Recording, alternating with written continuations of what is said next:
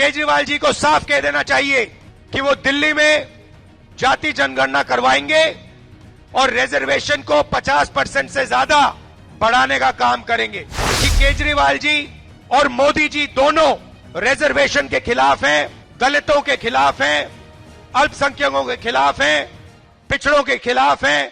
दोस्तों नमस्कार, मैं हूं विनीता यादव। आप देख रहे हैं न्यूज नशा आदत हर खबर की। खबर दिल्ली के चुनाव को लेकर के है। क्या वाकई में केजरीवाल और राहुल गांधी अलग अलग रास्ते के साथ चल रहे हैं या फिर कहीं पर आपसी सहमति के साथ में एक डगर बना ली है? अगर ऐसा है तो फिर आक्रामक तेवर किसके लिए हैं?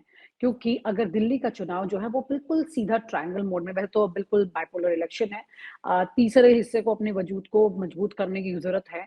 लेकिन ऐसे में अगर कुछ जगह पर थोड़ी बहुत भी पर्सन वोट कटते हैं कांग्रेस के चलते, तो फिर आम आदमी पार्टी को बड़ा लॉस हो सकता है। तो जनता को ये तस्वीर कैसे साफ होती है कि ये साथ है कि अलग है? आइए बात करते हैं डॉक्टर सीपी राय जी से।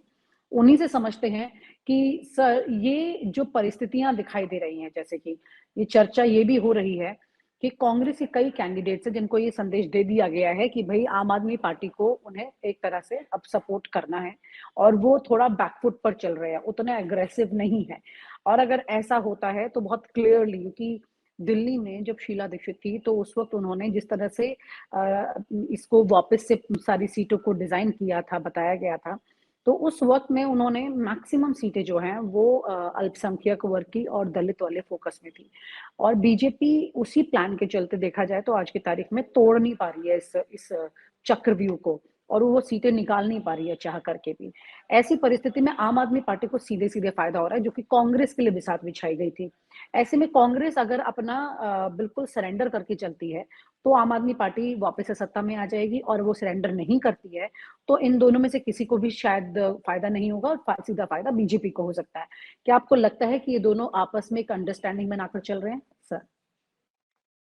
नहीं विनीता, पहले मैं भी ऐसा सोच रहा था 2 दिन पहले तक, लेकिन कल से मेरा विचार बदल गया। मुझे एक राइटअप भी लिखना है। उस राइटअप के चक्कर में मैंने दिल्ली में कल काफी लोगों से बात की, अलग अलग तरह के लोगों से बात की, कांग्रेस पार्टी के लोगों से भी बात किया। पहले खुद आम आदमी पार्टी के जो नेता हैं केजरीवाल, सबसे पहले उन्होंने ये किया कि हम चुनाव अकेले लड़ेंगे। वहां तक भी ठीक था, अकेले लड़ने का उनका अधिकार है, समझौता नहीं करना उनका अधिकार है। लेकिन उन्होंने अभी 3-4 दिन पहले जो किया, उन्होंने भ्रष्टाचारियों की एक लिस्ट निकाली और उन्होंने राहुल गांधी को बेईमान बता दिया, भ्रष्टाचारी बता दिया, जिसमें खुद ट्रोल होने लगे और मजाक का पात्र बन गए। उसके बाद राहुल गांधी ने कल जब वहां पर मोर्चा संभाला और खुद केजरीवाल जिस क्षेत्र से चुनाव लड़ रहे हैं उस क्षेत्र में राहुल गांधी कल डोर टू डोर कैंपेन करते हुए दिखलाई पड़े। वो वाल्मीकि मंदिर गए और कहाँ कहाँ गए, तमाम जगहों पर गए वो, और पैदल चल के लोगों से वोट मांगते दिखाई पड़े। और उसके बाद उन्होंने सभाएं भी की, कल भी की और आज भी सभाएं की उन्होंने, और बहुत एग्रेसिव सभाएं की। कल राहुल गांधी ने जो मोर्चा संभाला और खुद केजरीवाल के खिलाफ उन्होंने लोगों से पूछा उनके शीश पहल के बारे में। उन्होंने कहा कि बाकी दलों के बारे में मुझे नहीं मालूम कि बाकी दलों के नेता मोदी से डरते हैं या नहीं डरते हैं, पर केजरीवाल तो कांप जाते हैं। उन्होंने कहा कि खुद अपने को प्रमाण पत्र दे रहे हैं केजरीवाल, इतना बड़ा लीकर का भ्रष्टाचार किया इन्होंने और जमानत पर छूट के आए, अपने को खुद प्रमाण दे रहे। जो ईमानदार होता है उसको खुद को प्रमाण पत्र देने की जरूरत नहीं होती है। उन्होंने जनता से पूछा अपने को प्रमाण पत्र कौन देता है, तो जनता ने कहा बेईमान। तो अगर कोई मिली भगत आपस में होती, ये स्थिति नहीं होती। कांग्रेस सर्किल में भी मेरी बात हुई लोगों से, कांग्रेस के नेताओं से बात हुई।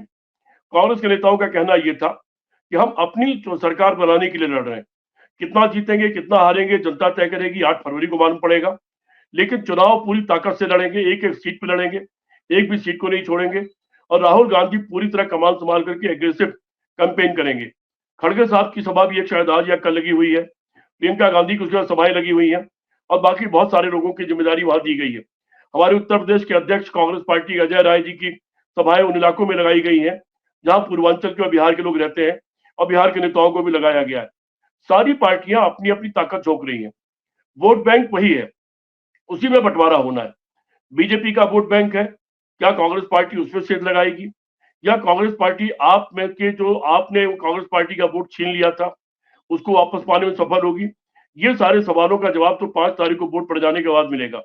लेकिन ये भ्रम बिल्कुल निकल जाना चाहिए दर्शकों में, जो आपके दर्शक हैं, कि कांग्रेस पार्टी और आप कोई मिलजुल करके लड़ रही है, और मिलजुल के लड़ने वाले सीधे सीधे एक दूसरे पर इतने बड़े आक्रमण नहीं करते हैं। कांग्रेस पार्टी अपने अस्तित्व के लिए लड़ रही है, अपनी सरकार बनाने के लिए लड़ रही है, अपने काम के नाम पर लड़ रही है, शीला दीक्षित के कामों का ब्यौरा दे रही है। संदीप दीक्षित लगातार चुनौती दे रहे हैं कि मेरे काम गिन लो और अपने काम गिन लो, आओ बहस कर लो किसी स्टेज पर खड़े होकर के। जो वहां के मुख्यमंत्री हैं उसके खिलाफ अलका लांबा को चुनाव लड़ाया गया है, वहां पर भी बहुत एग्रेसिव कैंपेन हो रहा है। तो ये कैंपेन इसलिए नहीं हो रहा है कि आम आदमी पार्टी को जिताना है, ये कैंपेन इसलिए हो रहा है कि कांग्रेस पार्टी खुद जीतना चाहती है। अब फैसला जनता को करना है कि 15 साल के शीला दीक्षित का राज उनको याद है कि नहीं, उस समय के सारे काम, सारे पुल, सारे ओवरब्रिज, सारे मेट्रो, ये सारी चीजें याद हैं या नहीं। और जहां तक फ्री बंटने का सवाल है, उसके वादे तो तीनों ही पार्टियों ने किए हैं, उस पर जनता को फैसला लेना है। वैसे तो फ्री वाला मामला कहीं ना कहीं सरकार को, उसके कोष को खोखला करता है, लेकिन फैसला तो उन चीजों पर होना ही है। कोई बड़ी बात नहीं, जिस तरह आप पार्टी नई नई आई थी और भाजपा और कांग्रेस दोनों को ध्वस्त कर दिया था और भारी बहुमत से जीत गई थी, कहीं ऐसा ना हो कि ऐसा चमत्कारिक फैसला कांग्रेस के पक्ष में हो जाए। कहा नहीं जा सकता, कहीं भी कोई भी फैसला किसी तरह का, जनता है ये, और जनता कभी भी फैसले एक तरफा लेती है। हंग असेंबली आमतौर पर जनता नहीं बनाती है। तो अब देखना यह है कि जनता बीजेपी के साथ जाती है, कांग्रेस के साथ जाती है, आपके साथ जाती है, ये फैसला जनता को करना है। लेकिन इतना बिल्कुल निश्चित है कि कांग्रेस पार्टी ये चुनाव अपने लिए लड़ रही है, अपने जीतने के लिए लड़ रही है। जी विनीता जी।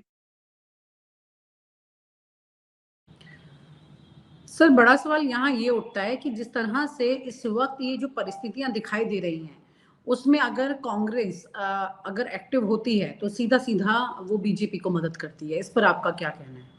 ये देखिए, ये सोच करके तो केजरीवाल भी चुनाव नहीं लड़े थे कांग्रेस के खिलाफ, तब शीला जी मुख्यमंत्री थी, शीला दीक्षित जी। और केजरीवाल जब चुनाव लड़े थे तो ये सोच के नहीं लड़े थे कि भाजपा की मदद कर रहे हैं, किसकी अपने चुनाव सरकार बनाने के लिए लड़ रहे थे। कांग्रेस पार्टी भी किसी की मदद करने के लिए नहीं लड़ रही है।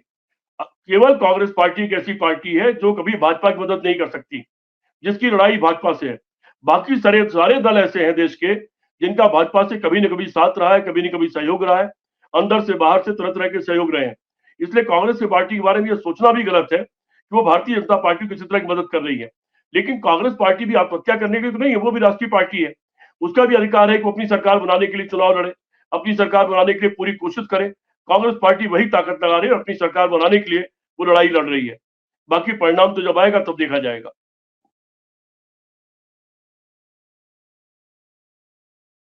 सर, यहाँ पर ये इक्वेशन की बात है, कांग्रेस क्या करे कि वो नहीं है यहाँ पर क्या ये ट्रायंगल सिचुएशन अगर बनती है तो इसमें एक ही ऊपर रहेगा, बाकी दो नीचे रह जाएंगे। सर, हो सकता है कि बीजेपी का वोट बैंक भी कांग्रेस पार्टी छीन ले, अगर लोगों को याद आ गया, क्योंकि अभी जो दिल्ली में सरकार चल रही है वो आधी आधी सरकार है। आधे अधिकार केजरीवाल के पास है, आप पार्टी के पास है। जानते हैं कि किस तरह से यूपी में भी ये बात साफ है, विनीता एक बात पूरी हो जाए, जो बीजेपी को हरा सकता है। विनीता एक बात पूरी हो जाए, दिल्ली में दोनों की सरकार है, भारतीय जनता पार्टी की सरकार भी, आप पार्टी की सरकार भी है। बहुत से मामले भारतीय जनता पार्टी के हाथ में, बहुत से मामले आप पार्टी के हाथ में। इसलिए दोनों ही पार्टियां अपने गुनाह से नहीं बच सकती। दिल्ली में जो भी परेशानियां, जो भी दिक्कतें हैं, पानी की दिक्कत या कोई भी दिक्कत है, अगर दिल्ली की बीजेपी सरकार चाहती, उसके गवर्नर चाहते, हरियाणा बगल में, वहां से पानी का इंतजाम कर सकते थे, और भी जो कमियां हैं, जो परेशानियां जनता को, उसको दूर कर सकते थे। इसलिए वहां दोनों गुनाहगार हैं, दोनों के खिलाफ वहां सवाल उठा हुआ है, और कांग्रेस पार्टी इन दोनों को हराने के लिए लड़ रही है। हो सकता है कि बीजेपी का भी एक बड़ा वोट बैंक कांग्रेस तरफ सज जाए और कांग्रेस पार्टी अकेले जीत जाए। खैर, इसका निर्णय तो 8 फरवरी को होगा। तो आप ये कह रहे हैं कि कांग्रेस जहां अपने स्टैंड पे उससे उसको भी फायदा हो सकता है और बीजेपी को नुकसान होगा, ये तय है, ये बोल रहे हैं आप? बिल्कुल हो सकता है, बिल्कुल हो सकता है। कांग्रेस पार्टी दोनों से लड़ रही और दोनों पर आक्रमण कर रही है, यही दिखाई पड़ रहा है। कम से कम राहुल गांधी से कल्पना नहीं की जा सकती वो बीजेपी की मदद करेंगे, लेकिन ये भी कल्पना नहीं करनी चाहिए राहुल गांधी राजनीति में आत्महत्या कर लें, अपने को शून्य पर ले जाएं। अलायंस का मतलब क्या है, अगर लोग ही कंफ्यूज हो जाएं तो? नहीं, अलायंस तो टूट गया ना, जब केजरीवाल ने पहले ही कह दिया कि हम अकेले लड़ेंगे, तो बना हुआ है ना, रीजनल अलायंस टूटा हुआ है। जब केजरीवाल ने कह दिया कि हम अकेले दिल्ली में लड़ेंगे, तो अलायंस उसी दिन टूट गया। हरियाणा में तो उनको 6 सीट दी गई थी, लेकिन वो अकेले लड़े, उसके बावजूद धराधर उनकी सबकी जमानतें हो गई। अब केजरीवाल अकेले क्यों लड़े वो जाने, वो भी कर सकते थे, ठीक है 10, 12, 15 सीटें कांग्रेस पार्टी को देना चाहे ले, उन्होंने ये नहीं किया ना। अलायंस तो नहीं, अलायंस तो केजरीवाल ने तोड़ा है, अलायंस कांग्रेस ने नहीं तोड़ा है। सर, उन्होंने तोड़ा नहीं है, लेकिन उनकी जिम्मेदारी बनती है ना अपने अलायंस को नहीं जाने देने की। और उनके साथ नहीं, ऐसा इक्वेशन बनाने की जिससे जिम्मेदारी तब बनती है जब केजरीवाल बात कर रहे होते, जब केजरीवाल चर्चा करते। जब केजरीवाल ने आउटराइट रिजेक्ट कर दिया कि हम 70 सीटों पर लड़ेंगे, तो कांग्रेस पार्टी की भी जिम्मेदारी है कि वो अपनी पार्टी को खड़ा करे, अपनी पार्टी को लड़े, अपनी पार्टी का 15 साल के शासन के नाम पर वोट मांगे। ये कांग्रेस पार्टी का अधिकार है और उसकी जिम्मेदारी भी यही है। ठीक है सर, लेकिन उतना अभी सेल्फ सेंट्रिक नहीं हो सकते ना। अगर सिर्फ अपना सोचेंगे तो फिर वो चीज नहीं हो पाएगी जिसके लिए पूरे राष्ट्र के सामने लाइन्स बनाया। ये बात तो दोनों पर लागू होती है ना, केजरीवाल पे भी ये बात लागू होती है। उन्होंने अपना क्यों सोचा? हरियाणा में तो 6 सीट पर राय बन गई थी दोनों के बीच में, लेकिन अचानक दिल्ली से पेच कसा गया, उन्होंने 90 सीट पूरी चुनाव लड़ लिया। वो 6 सीट पर पहले तैयार हो गए थे, और फिर पूरी 90 सीट पर वहां क्यों लड़े? धनाधन सबका जमानते हो गए, सब जाके प्रचार करने लगे, हरियाणा में क्यों करने चले गए? उनको भी ये सोचना चाहिए था, वहां तो लड़ाई कांग्रेस की वर्सेस बीजेपी थी, तो एक हाथ से ताली नहीं बजेगी ना। और कांग्रेस पार्टी राष्ट्रीय पार्टी है, बीजेपी का विकल्प तो वही बनेगी, और वो आत्महत्या करके बीजेपी का विकल्प नहीं बन सकती है। उसको खड़ा तो होना ही पड़ेगा अगर बीजेपी को खत्म करना है तो। इसमें दो लोगों का सहयोग करना चाहिए। लेकिन बिना अलायंस के कैसे खड़ी होगी सर? ये इस वक्त बीजेपी ने छोटे-छोटे पार्टियां खड़ी कर दी, बिना अलायंस के खड़े करके वो मात दे रही है कांग्रेस को। जैसे बीजेपी 2 सीट से 300 से प्लस सीट पे चली गई, जैसे 0 सीट से 67 या 73 सीट पर आप पार्टी चली गई, वैसे ही कांग्रेस पार्टी भी जा सकती है, ये उम्मीद करनी चाहिए। सर ये बहुत उत्तर प्रदेश के चुनाव में अल्पमत में रह करके समाजवादी पार्टी जीत गई थी 250 सीट, कहीं नहीं रह करके बसपा जीत गई थी 212-13 सीट, केवल 46 एमएलए वाली बीजेपी जीत गई थी 312 सीट। ये किसी के साथ भी हो सकता है। सर ये तो फिर वो हो गया ना कि आप वक्त का इंतजार कर रहे हैं, कब वक्त बदलेगा, जनता अपना रिएक्शन देगी और फिर उसके बाद वक्त नहीं बदलेगा, फायदा ले लेंगे। पार्टी और नेतृत्व में आत्मविश्वास होना चाहिए और उसको सतत संघर्ष करना चाहिए, लड़ाई लड़ना चाहिए। और नेतृत्व को भी तो संघर्ष और लड़ाई करनी पड़ेगी ना ज्यादा। नहीं विनीता, राहुल गांधी जो कर रहे हैं वो तो कोई नहीं कर रहा। मैंने एक दिन आपके रेडियो पहले भी कहा था, राहुल गांधी ने भारत यात्रा जब तक नहीं की थी तब तक विपक्ष के नारे नहीं था। पार्टी के अंदर क्या कर रहे हैं वो भी तो इम्पोर्टेंट है ना। अपनी पार्टी वो ठीक कर रहे हैं, वो जो अंदर जो कर रहे हैं वो दिखलाई पड़ रहा है, अंदर जो कर रहे हैं वो दिखलाई पड़ रहा है। महाराष्ट्र में एक बड़े पैमाने पर तमाम लोगों को निकाल करके पार्टी से बाहर कर दिया। अभी अंदर जो कर रहे हैं वो उनकी पार्टी का अंदरूनी मामला है, लेकिन उनकी जिम्मेदारी है जब वो देश को लीड कर रहे हैं, जो विपक्ष के नेता है, सब लोगों के नेता है, वो जब उन्होंने एक बड़ा 4000 किलोमीटर चलने के बाद और 6000 किलोमीटर चलने के बाद में विपक्ष के नेताओं को जबान दे दी, वरना सबकी जबानें सिली हुई थी, सब डरे बैठे हुए थे भारतीय जनता पार्टी सरकार से। उनको सबको जबान दी है। उनका यह भी कर्तव्य है कि अपनी पार्टी को उतना मजबूत करें कि बीजेपी को चुनौती दे सके, और दूसरी पार्टियों की जिम्मेदारी है कि वो इस मामले में राष्ट्रीय स्तर पर उनका सहयोग करें हर तरह से। ठीक है सर, मतलब कुल मिलाकर के इस वक्त बड़ी अजीब सी दिल्ली में खिचड़ी बनी हुई है। देखना ये होगा कि इनके सबके फैसले क्या हैं, ये 5 तारीख के बाद में साफ हो जाएगा। बहुत बहुत शुक्रिया sir, thank you so much. और आप हमसे जुड़े रहने के लिए सब्सक्राइब करें YouTube पर, फॉलो करें Twitter पर और लाइक करें Facebook पर। और ज्यादा जानकारी के लिए आपको टाइप करना होगा सिर्फ न्यूज़ नशा।